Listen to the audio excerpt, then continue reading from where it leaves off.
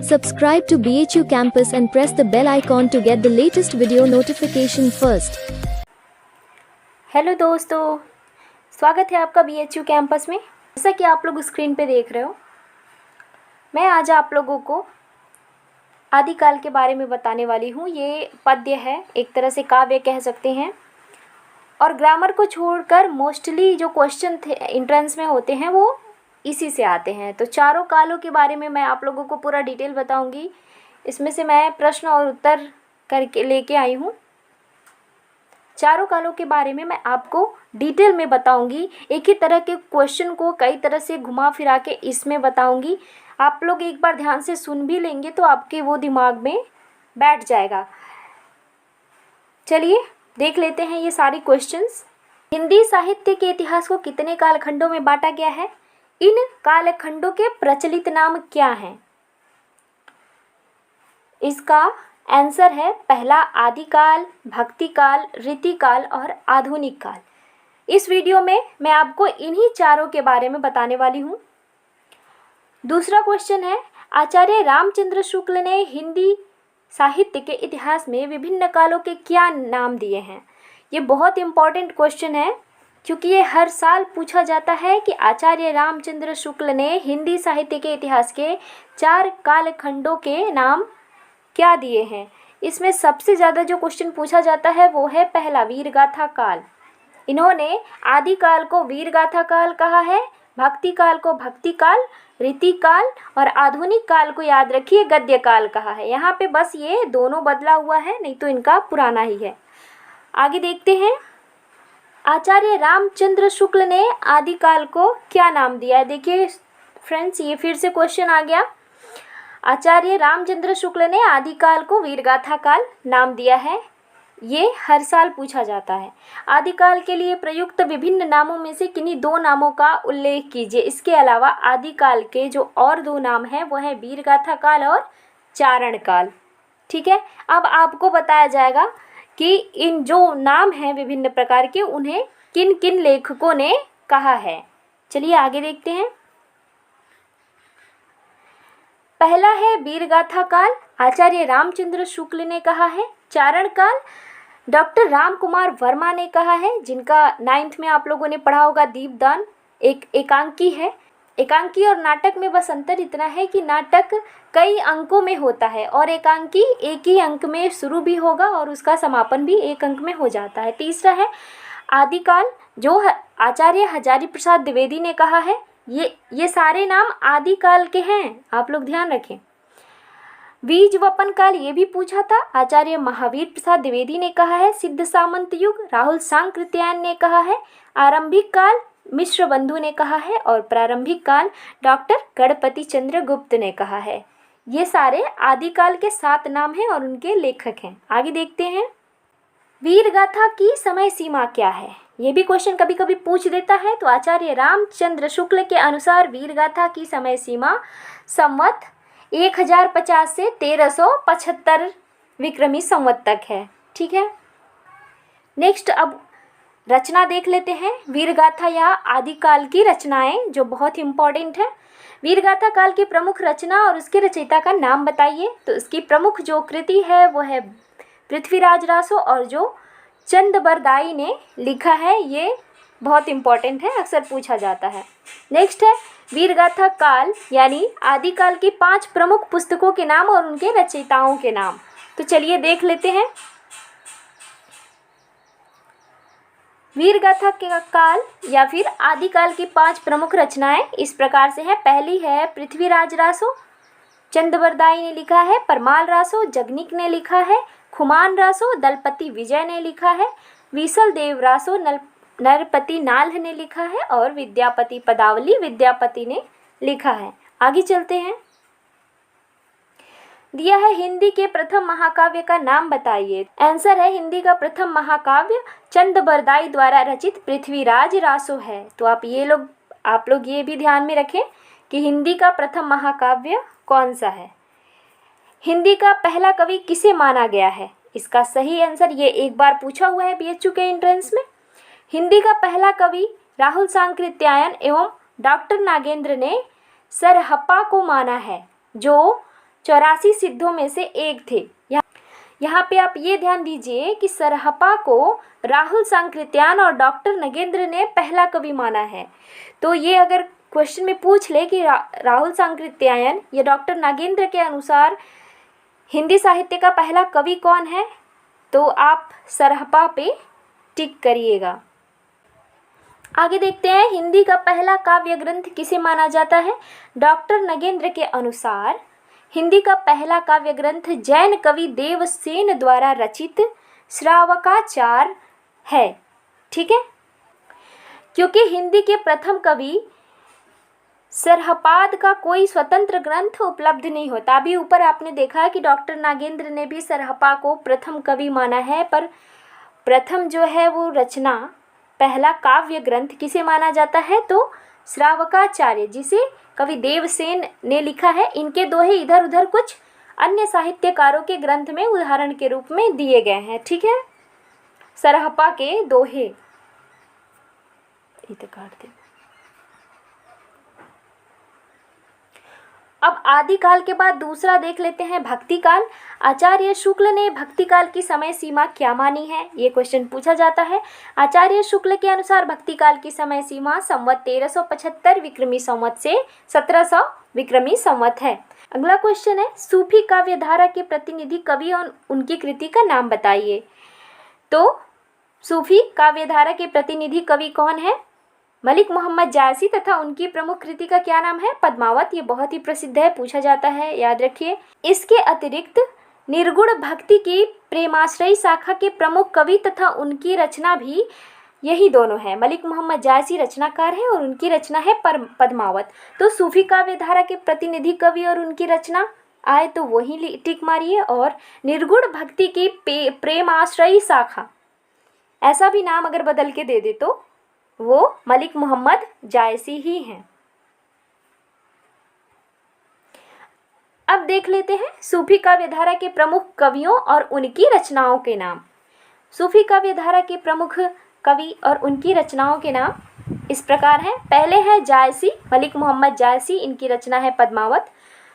कुतुबन मृगावती लिखा है, मंझन ने मधुमालती लिखा है, बहुत इंपॉर्टेंट है, और मुल्ला दाऊद ने चंदायन लिखा है। ये चारों रचनाएं बहुत इंपॉर्टेंट है, पूछी गई हैं एंट्रेंस में।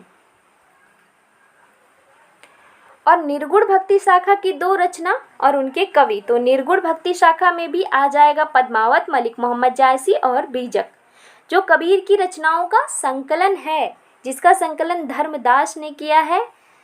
और ये 3 पार्ट में डिवाइड है, साखी, सवद और रमैनी। ये बहुत पहले क्वेश्चन पूछा गया है PHU एंट्रेंस में।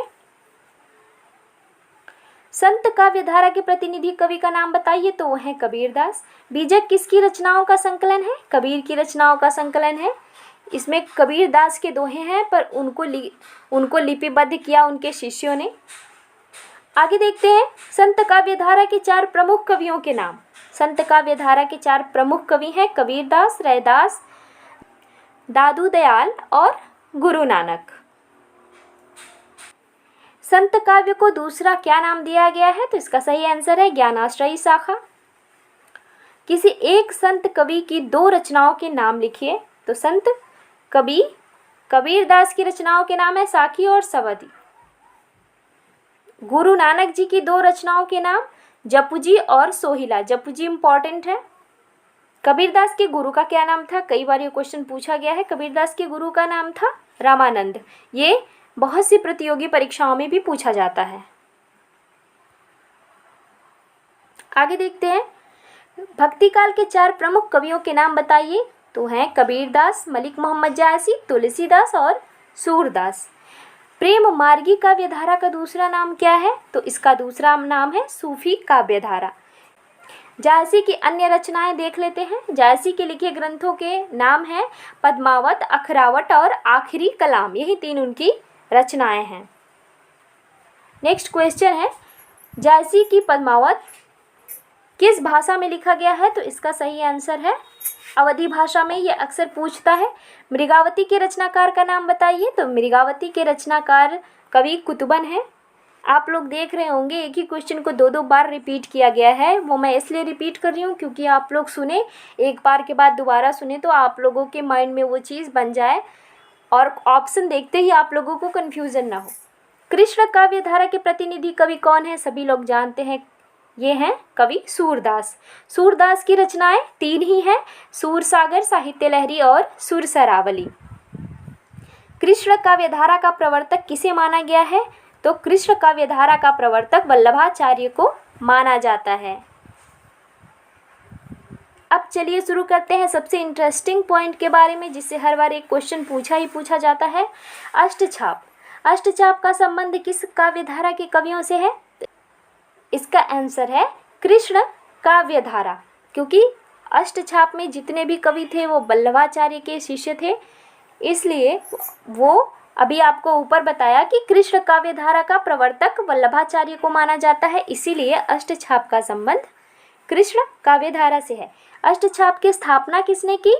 तो अष्टछाप की स्थापना गोसाई विट्ठल नाथ ने की, जो वल्लभाचार्य के पुत्र थे। अष्टछाप की स्थापना कब की गई थी? अष्टछाप की स्थापना 1565 ईस्वी में की गई थी। अब देख लेते हैं अष्टछाप के अंतर्गत आने वाले 8 कवियों के नाम।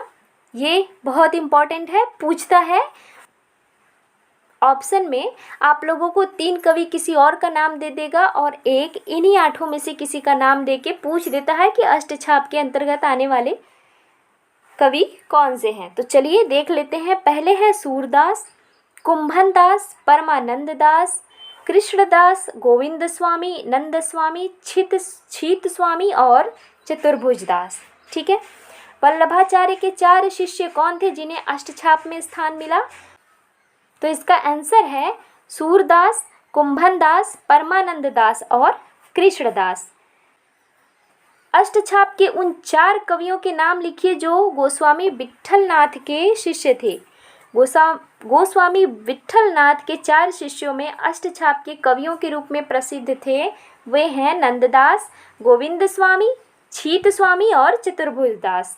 आगे देखते हैं पुष्टि मार्ग का संबंध किस शाखा के कवियों से है? तो पुष्टि मार्ग का संबंध किस कृष्ण भक्ति शाखा के कवियों से है। वात्सल्य एवं श्रृंगार रस का सम्राट किस कवि को कहा जाता है? इसका आंसर है सम्राट सूरदास को कहा जाता है। सूरदास की रचनाओं के नाम लिखिए। अभी ऊपर आपको बताया 3 ही इनकी रचनाएं हैं, सूरसागर, साहित्य लहरी और सुरसरावली। ठीक है।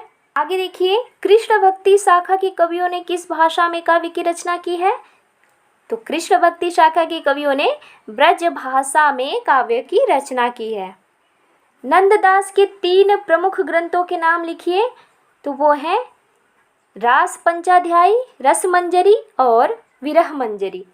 नेक्स्ट क्वेश्चन है भ्रमर गीत के रचयिता कौन है? तो भ्रमर गीत के रचयिता भक्त प्रवर सूरदास जी हैं, यानी सूरदास जी ने भ्रमर गीत लिखा हुआ है। भंवर गीत किसकी रचना है? तो भंवर गीत नंददास की रचना है। देखिए दोस्तों, यहीं पे आप लोगों को 2 चीज़ें बताई गई हैं। अगर भ्रमर गीत पूछे तो सूरदास हैं और भंवर गीत पूछे तो उसके रचयिता नंददास हैं। अब आइए राम भक्ति शाखा पे। तो राम भक्ति शाखा के प्रतिनिधि कवि एवं उनकी प्रतिनिधि रचना का नाम बताइए। आप लोग सभी लोग जानते हैं राम भक्ति शाखा के प्रमुख प्रतिनिधि कवि गोस्वामी तुलसीदास है और उनकी जो रचना है वो रामचरितमानस है। राम काव्य धारा के प्रतिनिधि कवियों के नाम बताइए। वो है तुलसीदास, अग्रदास, लालदास और नाभादास। इन चारों को भी आप याद रखिए। तुलसीदास रचित 5 प्रमुख काव्य ग्रंथों के नाम।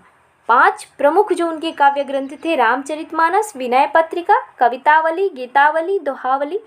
इसके अतिरिक्त एक बहुत कॉमन क्वेश्चन है जो हर बार एंट्रेंस में पूछा जाता है कि तुलसीदास किसकी रचना है? तो तुलसीदास भी एक रचना है, ये कवि का नाम तो है ही। तुलसीदास भारतेंदु हरिश्चंद्र की रचना है। आप इस चीज़ को ध्यान में रखिए, ये बहुत प्रतियोगी परीक्षाओं में ये क्वेश्चन पूछा जाता है। नेक्स्ट है हनुमान बाहुक की रचयिता का नाम बताइए। तो वो भी तुलसीदास हैं। आगे देखते हैं रामचरितमानस और विनय पत्रिका की रचना किस भाषा में हुई है? ये भी प्रश्न अक्सर पूछा जाता है। मानस की रचना अवधी भाषा में और विनय पत्रिका की रचना ब्रज भाषा में हुई है। इसमें कोई कन्फ्यूजन नहीं होनी चाहिए। तुलसीदास की भक्ति किस प्रकार की है? तो तुलसीदास की भक्ति दास्य भाव की है। रामचरितमानस का काव्य रूप क्या है? इसका सही आंसर है ये एक महाकाव्य है। रामचरितमानस एक महाकाव्य है। ये बहुत ही कॉमन क्वेश्चन है जो पूछा जाता है सभी प्रतियोगी परीक्षाओं में। हिंदी साहित्य के किस कालखंड को स्वर्ण युग कहा जाता है? तो इसका आंसर है भक्ति काल को। नेक्स्ट है तुलसीदास द्वारा लिखे गए मुक्तक काव्य ग्रंथ का नाम बताइए। विनय पत्रिका। तुलसीदास किस दार्शनिक मत के अनुयायी थे? तो इसका आंसर है विशिष्ट द्वैतवादी दर्शन के अनुयायी थे। नेक्स्ट देख लेते हैं भक्ति काल की समय सीमा क्या है। भक्ति काल की समय सीमा मोटे तौर पर 1325 ईस्वी से 1650 ईस्वी है और आचार्य रामचंद्र शुक्ल ने भक्ति काल की समय सीमा संवत 1375 विक्रमी से संवत 1700 विक्रमी संवत तक स्वीकार की है। देखिए ये दोनों मैंने आपको आदिकाल और भक्ति काल से रिलेटेड जितने भी इम्पोर्टेंट क्वेश्चन थे इसमें करवा दिए हैं। अब नेक्स्ट वीडियो में आप लोगों के लिए मैं रीतिकाल को और आधुनिक काल को लेके आने वाली हूँ। अगर वीडियो हेल्पफुल लगी हो तो प्लीज़ कमेंट करके बताइए कि आप लोगों को कितनी हेल्प मिल रही है। मुझे भी पता होना चाहिए कि मेरी मेहनत कहाँ तक सही जा रही है। चलिए मिलते हैं नेक्स्ट वीडियो में।